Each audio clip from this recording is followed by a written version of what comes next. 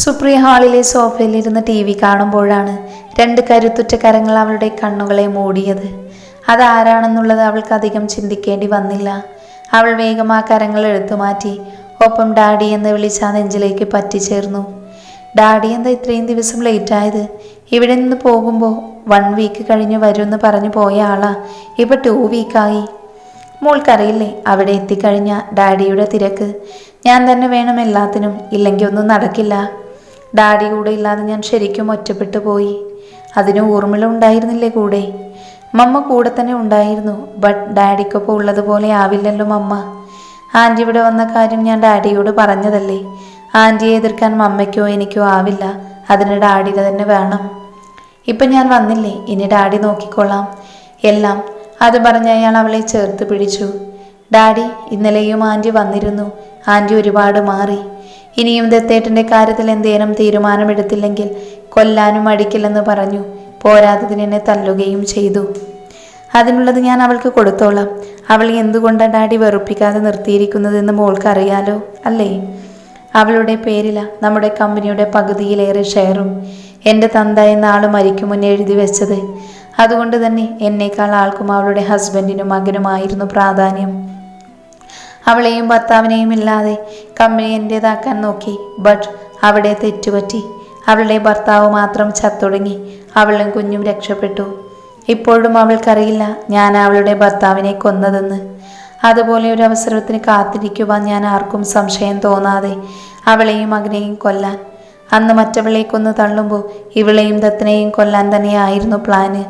പക്ഷേ അതെല്ലാം നശിപ്പിച്ച് അങ്ങോട്ട് അവൻ ആ ഗോവിന്ദൻ കടന്നു വന്നില്ല എങ്കിൽ എൻ്റെ എല്ലാ ശത്രുവിനെയും അപ്പോഴേ തുടച്ചു നീക്കിയേനെ. എന്തായാലും ഒന്നും ഇപ്പോഴും വൈകി പോയിട്ടില്ല. എല്ലാം ഞാൻ ഉദ്ദേശിക്കും പോലെ തന്നെ നടന്നിരിക്കും. ഇല്ലെങ്കിൽ നടത്തിയിരിക്കും ഈ ജനാർദ്ദനൻ. അത്രയും പറഞ്ഞു കഴിഞ്ഞപ്പോൾ കുടിലത്ത് നിറഞ്ഞ ഒരു ചിരി അയാളുടെ ചുണ്ടിൽ നിറഞ്ഞു നിന്നു.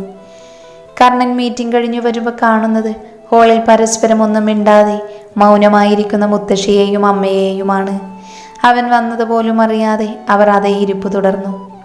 അമ്മേ എന്ന കർണൻ്റെ ഒറ്റ വിളിയിൽ അവർ ചിന്തയിൽ നിന്നും പിടഞ്ഞു മാറിക്കൊണ്ട് അവനെ ഉറ്റുനോക്കി. അല്ല, ഇന്നെന്താ പറ്റിയ രണ്ടാൾക്കും? അല്ലെങ്കിൽ ഞാൻ വരുമ്പോൾ മിത്തുമോളെ കളിപ്പിച്ചിരിക്കുന്നതല്ലേ എന്നത്തെയും പതിവ്. ഇന്നെന്ത് പറ്റി രണ്ടാൾക്കും? അവൾ നേരത്തെ ഉറങ്ങിപ്പോയത് കൊണ്ടാണോ ഇങ്ങനെ ഇരിക്കുന്നേ? അതിന് മോളിവിടെ ഉണ്ടെങ്കിലല്ലേ? കണ്ണൻ ഒന്നും മനസ്സിലാവാത്ത പോലെ രേവതിയെ നോക്കി. അമ്മ എന്ത് പറഞ്ഞേ? മിത്തുമോൾ ഇവിടെ ഇല്ലെന്നോ? ഇവിടെ ഇല്ലാതെ പിന്നെ അവൾ എവിടെ പോകാനാ? എന്നവർ പോയി. കണ്ണ, പല്ലവിയും കുഞ്ഞും രാവിലെ ഇവിടുന്ന് പോയി. എങ്ങോട്ട് പോയിന്ന്? ആരോട് ചോദിച്ചിട്ട് അവൾ കുഞ്ഞിനെയും കൊണ്ട് ഇവിടുന്ന് പോയേ? അത് പറയുമ്പോൾ അവനിൽ ദേഷ്യം നുരഞ്ഞു പൊന്തി. കണ്ണ, നിന്നോടവർ പറയാന്ന് പറഞ്ഞിട്ടാ കൊണ്ടുപോയി. അവളുടെ കൂടെയുള്ള പെൺകുട്ടികളില്ലേ, അവരാ വന്ന് കൊണ്ടുപോയത്. പിന്നെ പല്ലവി മോൾക്കും പോകണമെന്ന് തന്നെയായിരുന്നു. അതുകൊണ്ട് ഞങ്ങൾക്ക് എതിർക്കാനുമായില്ല. കണ്ണൻ ദേഷ്യത്തിൽ കയ്യിലിരുന്ന ഫയൽ വലിച്ചെറിഞ്ഞു. എന്നിട്ട് അവൻ്റെ കരങ്ങൾ ചുമരിട്ട് ശക്തിയിൽ ഇടിച്ചു. കണ്ണ, വേണ്ട, എന്നെ ആരും വിളിക്കണ്ട. അവളെയും കുഞ്ഞിനെയും ഞാനാ ഇങ്ങോട്ട് കൊണ്ടുവന്ന്, അല്ലാതെ അവരല്ല. അവർ വന്ന് വിളിച്ചോണ്ട് കുഞ്ഞിനെയും കൊണ്ട് പോകാമെന്ന് കരുതിയെങ്കിൽ അവർക്ക് തെറ്റി. കണ്ണനെ എതിർക്കാനാണ് അവൾ നോക്കുന്നതെങ്കിൽ അതെനിക്കറിയണം. അത്രയും പറഞ്ഞവൻ പുറത്തേക്കിറങ്ങി ശരവേഗത്തിൽ വണ്ടിയെടുത്ത് പോയിരുന്നു. രേവതിയും ലക്ഷ്മിക്കും എല്ലാം കണ്ടു നിൽക്കാനേ കഴിഞ്ഞുള്ളൂ. പല്ലവി മിത്തുമോളെ നോക്കി ഭദ്രമായി കിടത്തിയ ശേഷം ഹാളിലേക്ക് വന്നതും പുറത്ത് കോളിംഗ് ബെൽ കേട്ടതും ഒരുമിച്ചായിരുന്നു. പല്ലവി ഡോറ് തുറക്കാനായി പോയതും അവളെ വിലക്കിക്കൊണ്ട് അർച്ചന തുറക്കാമെന്ന് ഡോറ് തുറന്നതും അർച്ചനയെ തള്ളി മാറ്റിക്കൊണ്ട് കണ്ണൻ ശരവേഗത്തിൽ അകത്തേക്ക് വന്ന് പല്ലവിയുടെ കരണത്താഞ്ഞടിച്ചിരുന്നു. പല്ലവി അടികൊണ്ട് കവളിൽ പൊത്തിപ്പിടിച്ച് കർണനെ നോക്കുമ്പോൾ അവൻ ദേഷ്യത്താൽ നിന്ന് വിറക്കുകയായിരുന്നു.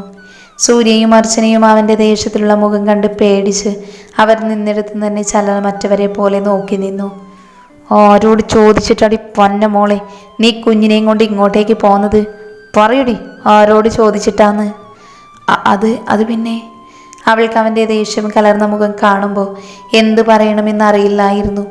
അവൾ പറയാൻ ശ്രമിക്കുന്നത് അവനോടുള്ള പേടി കൊണ്ടുള്ള ഇടർച്ചയിൽ വാക്കുകൾ മുറിഞ്ഞു പോകുന്നതിനോടൊപ്പം ശബ്ദം പുറത്തേക്കും വരുന്നില്ലായിരുന്നു. നിന്നോട് നിന്ന് നാടകം ചവിട്ടാനല്ല പറഞ്ഞത്.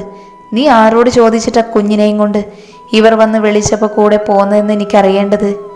പല്ലവി ഒന്നും മിണ്ടാതെ അവനെ തന്നെ നോക്കി നിൽക്കുമ്പോൾ അവനിലെ ദേഷ്യം ഇരട്ടിച്ചു. ചുമ്മാ നീ എന്നെ കൊണ്ട് ദേഷ്യം പിടിപ്പിക്കാതെ പറയുന്നുണ്ടോ? ഇല്ലെങ്കിൽ ആദ്യം വന്നപ്പോൾ ഞാൻ തന്നതുപോലെ ഇനിയും തന്നെന്ന് വരും. വെറുതെ എന്നെ ദേഷ്യം പിടിപ്പിക്കല്ലേ പല്ലവി. ചോദിച്ചതിനുള്ള മറുപടി തന്നേ പറ്റൂ നീ. കർണൻ അത്രയും ചോദിച്ചിട്ടും വീണ്ടും പല്ലവി ഒന്നും മിണ്ടിയില്ലെന്ന് കണ്ടതും അവൻ വീണ്ടും അവളെ അടിക്കാൻ കൈ ഉയർത്തിയതും പല്ലവിയെ ഒന്നും ചെയ്യരുതെന്ന് പറഞ്ഞ് അതിൻ്റെ ഇടയിലേക്ക് അർച്ചന കയറി നിന്നു. അർച്ചന പല്ലവിയെ തല്ലരുതെന്ന് തൊടുകൈയോട് അവന് മുന്നിൽ കേഴുമ്പോൾ പല്ലവിയെ അടിക്കാൻ ഉയർത്തിയ കരങ്ങൾ അവൻ മെല്ലെ പിൻവലിച്ചു. പല്ലവിയെ ഞങ്ങളാ കൂട്ടിക്കൊണ്ട് വന്നത്. സാറിനോട് പറഞ്ഞിട്ട് കൂട്ടിക്കൊണ്ട് വരാനാ വന്നേ. പക്ഷെ സാർ അവിടെ ഇല്ലായിരുന്നു. വിളിച്ചു പറയാനായി സാറിനെ വിളിച്ചപ്പോൾ ഫോൺ ഓഫാണെന്ന് പറഞ്ഞു. അതാ പിന്നെ വിളിക്കാഞ്ഞേ. സാർ വീട്ടിലെത്തുമ്പോൾ സാറിൻ്റെ അമ്മ വഴി അറിയുമല്ലോ എന്ന് കരുതി. ഞാൻ നിന്നോടാണോ അർച്ചന ചോദിച്ചത്? അല്ലല്ലോ.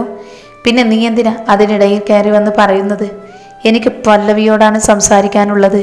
അപ്പം ഞാൻ ചോദിക്കുന്നതിന് അവൾ തന്നെ ഉത്തരം നൽകിയിരിക്കണം.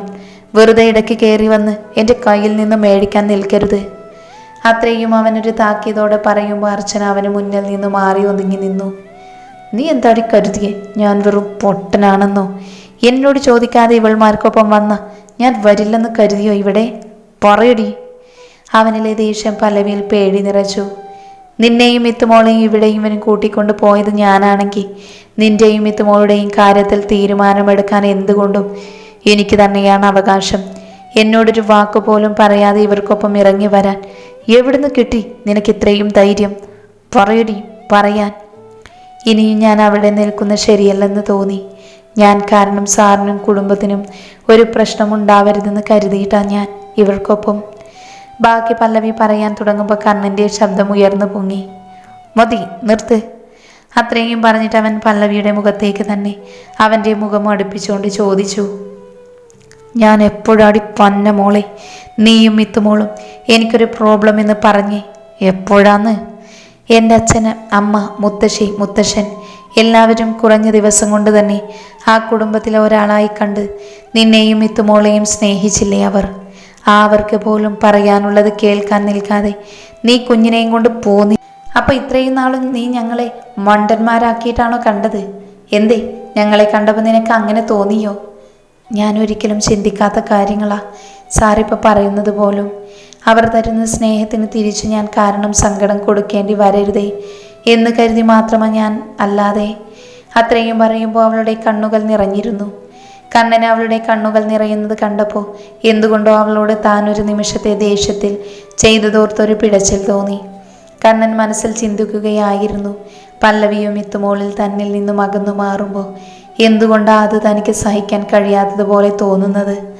അതൊരു പക്ഷേ തനിക്കൊരിക്കൽ തൻ്റെ പ്രിയപ്പെട്ടവളായിരുന്നവളുടെ മുഖസാമ്യമായിരുന്നത് കൊണ്ടാവാം. അല്ലെങ്കിൽ അതിനേക്കാളേറെ തന്നിൽ നിന്നും ഇപ്പോൾ പറിച്ചു മാറ്റാൻ കഴിയാതെ തൻ്റെ നെഞ്ചോട് ചേർത്ത് വെച്ചിരിക്കുന്ന മിത്തുമോളുമാവാം. അറിയില്ല. പല്ലവിയിൽ നിന്നോ മിത്തുമോളിൽ നിന്നോ ഒരു നിമിഷത്തേക്ക് പോലും പിന്തിരിഞ്ഞു ചെല്ലാൻ കഴിയാത്ത അവസ്ഥ. അവൻ്റെ ഒരു നിമിഷത്തെ ചിന്തകൾക്ക് പോലും അവസാനമിട്ടത് മിത്തുമോളുടെ ഉറക്കത്തിൽ നിന്നുണർന്ന കരച്ചിലാണ്. പല്ലവി മിത്തുമോൾക്കരികിൽ പോകുമ്പോൾ പിന്നാലെ അവൻ്റെ കാലുകളും യാന്ത്രികമായി അങ്ങോട്ട് ചലിച്ചു. പല്ലവി വരുമ്പോൾ കാണുന്നത് കണ്ണുകൾ ചിമ്മി തുറന്ന് കരയുന്ന മിത്തുമോളെയാണ്. അർച്ചനയ്ക്കും സൂര്യയ്ക്കൊപ്പം ഫ്ലാറ്റിൽ വന്ന് കയറിയപ്പോൾ തുടങ്ങിയ കരച്ചിലാണ്. ഒരുപാട് പാടുപെട്ടാണ് പല്ലവി അവളെ ഉറക്കിയത് പോലും. ഇപ്പൊ വീണ്ടും അതേ കരച്ചിൽ. പല്ലവി തോളിലിട്ട് എത്ര തട്ടിയിട്ടും അവളുടെ കരച്ചിൽ നിന്നില്ല. ആ കുഞ്ഞിക്കരങ്ങളും പാദങ്ങളും ഇട്ടടിച്ച് അവളുടെ കുഞ്ഞു ചുണ്ടുകൾ പിളർത്തി കരഞ്ഞുകൊണ്ടേയിരുന്നു. കർണൻ ഒരു നിമിഷം പോലും ചിന്തിച്ചു നിൽക്കാതെ മിത്തുമോളെ പല്ലവിയിൽ നിന്നും അവൻ്റെ കരങ്ങൾക്കുള്ളിലാക്കിയിരുന്നു. ആ കുഞ്ഞുമുഖം കർണൻ്റെ കരങ്ങളിൽ ഇരുന്ന് അവൻ്റെ മുഖത്തേക്ക് നോക്കുമ്പോൾ അവൾക്ക് കളഞ്ഞുപോയി എന്തോ വലിയ നിധി തിരിച്ചു കിട്ടിയ സന്തോഷമായിരുന്നു. ആ മുഖത്ത് കർണനെ കണ്ടതും അവളുടെ കുഞ്ഞു ചുണ്ടുകൾ മലർത്തി ചിരിക്കുന്നതിനോടൊപ്പം അവളുടെ കുഞ്ഞു ചുണ്ടുകൾ കൊണ്ട് അവൻ്റെ കവിളിൽ ഉരസുന്നതിനോടൊപ്പം അവളുടെ നാക്കുകളും ഉമ്മയാൽ അവിടെ സ്ഥാനം പിടിച്ചിരുന്നു. പല്ലവി വീണ്ടും നോക്കി കാണുവായിരുന്നു. ഇന്ന് തന്നേക്കാൾ ആ കുഞ്ഞു മനസ്സിൽ ഒരുപക്ഷെ കർണൻ വേരൂന്നി കഴിഞ്ഞിരിക്കുന്നു എന്ന്. ഒരിക്കലും തനിക്ക് അടർത്തി മാറ്റാൻ കഴിയാത്ത അത്രയും അളവിൽ ആ മനസ്സിൽ ഇപ്പോൾ കർണൻ പതിഞ്ഞു പോയിട്ടുണ്ടെന്ന്. കണ്ണൻ മിത്തുമോളെയും കൊണ്ട് പല്ലവിക്ക് മുൻപിൽ വന്നു നിന്നു. ഇനി ഇവളില്ലാതെ എനിക്ക് പറ്റുമെന്ന് തോന്നുന്നില്ല. അതുകൊണ്ട് ഞാൻ മോളെ കൊണ്ട് പോവുകയാണ് എനിക്കൊപ്പം. ഇനി നീ തടഞ്ഞാൽ പോലും അതിനൊന്നും ഈ കണ്ണന് പ്രശ്നമല്ല. മിത്തുമോളെ എനിക്കൊപ്പം കൊണ്ടുപോകുന്നു തീരുമാനിച്ചിട്ടുണ്ടെങ്കിൽ ഞാൻ കൊണ്ടുപോയിരിക്കും. പിന്നെ മിത്തുമോളെ പിരിഞ്ഞിരിക്കാൻ നിനക്ക് പറ്റുമെന്നാണെങ്കിൽ നീ ഇവർക്കൊപ്പം ഇവിടെ തന്നെ നിന്നോ. എനിക്കതിനെപ്പറ്റി ചിന്തിക്കേണ്ടതില്ല. കാരണം ഞാൻ വന്നത് മിത്തുമോൾക്ക് വേണ്ടി മാത്രമാണ്. ഇനി മിത്തുമോളെ പിരിഞ്ഞു നിൽക്കാൻ നിനക്ക് പറ്റില്ല. എനിക്കൊപ്പം ഈ നിമിഷം ഇപ്പോൾ വരണം. ഇല്ലെങ്കിൽ മിത്തുമോളെ പറ്റി നീ ചിന്തിക്കാനേ പാടില്ല. പല്ലവിക്ക് എന്ത് പറയണമെന്ന് അറിയാൻ പറ്റാത്ത അവസ്ഥ. അവൾ കർണനെ നോക്കുമ്പോൾ കർണൻ അവളെ നോക്കിക്കൊണ്ട് പറഞ്ഞു തുടങ്ങി. നീ ശരിക്കും മിത്തുമോളെ സ്നേഹിക്കുന്നുണ്ടെങ്കിൽ അവൾ സുരക്ഷിതയായി ഇരിക്കാനേ ആഗ്രഹിക്കൂ. ഇല്ലെന്നുണ്ടെങ്കിൽ അവൾക്ക് എന്ത് സംഭവിച്ചാലും എനിക്കൊന്നും തന്നെ ഇല്ലെന്ന് കരുതിയിട്ടായിരിക്കും നീ ഇവിടെ നിൽക്കാനാണ് തീരുമാനിക്കുന്നതെങ്കിൽ. ഇത്രയും നാളും നീ മിത്തുമോളോട് കാണിച്ചത് വെറും അഭിനയമെന്ന് കരുതും ഞങ്ങൾ. ഒരിക്കലും അവളുടെ നന്മയല്ല ആഗ്രഹിച്ചതെന്ന്. എന്തു വേണമെന്ന് നിനക്ക് തീരുമാനിക്കാം. അത്രയും പറഞ്ഞ് മിത്തുമോളെയും കൊണ്ട് കർണൻ മുന്നിലേക്ക് നടക്കുമ്പോൾ പല്ലവി അവൻ്റെ പിന്നാലെ ചെന്ന് മിത്തുമോളെ തന്നിൽ നിന്നും കൊണ്ടുപോകരുതെന്ന് കരഞ്ഞു പറഞ്ഞുകൊണ്ടിരുന്നു. കർണൻ ഒരു നിമിഷം നടത്തു നിർത്തി പിന്നിലേക്ക് നോക്കി.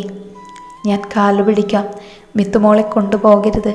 അവളില്ലാതെ പറ്റില്ല എനിക്ക്. ഒരു നിമിഷം പോലും അവളില്ലെങ്കിൽ ഞാൻ ചത്തുപോകും. അത്രയും പറഞ്ഞ് കർണന് മുന്നിൽ നിന്ന് കരങ്ങൾ കൂപ്പി കരയുമ്പോൾ കർണൻ അവളോടായി പറഞ്ഞു. ഞാൻ മിത്തുമോളെയും കൊണ്ട് താഴെ കാറിലിരിക്കും. വെറും 10 മിനിറ്റ്. അതാണ് ഞാൻ നിനക്ക് അനുവദിക്കുന്ന സമയം. ആ സമയത്തിനുള്ളിൽ നിനക്കെടുക്കാനുള്ളതൊക്കെ അതെടുത്തുകൊണ്ട് താഴേക്ക് വരാവുന്നതാണ്. ഞാൻ അനുവദിച്ച സമയം കഴിഞ്ഞു നീ വന്നില്ലെങ്കിൽ പിന്നെ നീ ഒരിക്കലും മിത്തുമോളെ പറ്റി ചിന്തിക്കാനോ അവളെ അന്വേഷിച്ച് വരാനോ പാടുള്ളതല്ല. അത്രയും പറഞ്ഞ് കർണൻ മിത്തുമോളെയും കൊണ്ട് പുറത്തേക്ക് പോകുമ്പോൾ പല്ലവി എന്ത് ചെയ്യണമെന്നറിയാതെ കരഞ്ഞുകൊണ്ട് നിലത്തേക്ക് വീണുപോയിരുന്നു. അവൾക്ക് താങ്ങായി അർച്ചനയും സൂര്യയും അവളുടെ അടുത്ത് അവളെ ചേർത്ത് പിടിച്ച് അവിടെ തന്നെ നിൽപ്പുണ്ടായിരുന്നു. കർണൻ പല്ലവിയെ കാത്ത് മിത്തുമോളെയും കൊണ്ട് താഴെ വെയിറ്റ് ചെയ്യുമായിരുന്നു. താൻ പറഞ്ഞ സമയം കഴിഞ്ഞതും അവളെ കാണാതെ വന്നപ്പോൾ ദേഷ്യത്തിൽ കാർ മുന്നിലേക്കെടുത്ത് തിരിയുമ്പോൾ അവൻ്റെ മുന്നിലെ മിറർ ഗ്ലാസ്സിലൂടെ കണ്ടു പിന്നിൽ നിന്നും ഓടി വരുന്ന പല്ലവിയെ. അത് കണ്ടതും താൻ ആഗ്രഹിച്ചത് നേടിയെടുത്തതുപോലൊരു പുഞ്ചിരി അവൻ്റെ ചുണ്ടിൽ നിറഞ്ഞു നിന്നു. അവൻ കാർ നിർത്തി പിന്നിലേക്ക് എടുക്കുമ്പോൾ തന്നെ നോക്കാതെ കാറിലേക്ക് കയറുന്ന പല്ലവിയെയാണ് കണ്ടത്. പിന്നെ ഒന്നും മിണ്ടാതെ അതേ പുഞ്ചിരിയോടെ അവൻ മുന്നിലേക്ക് കാർ പായിച്ചിരുന്നു.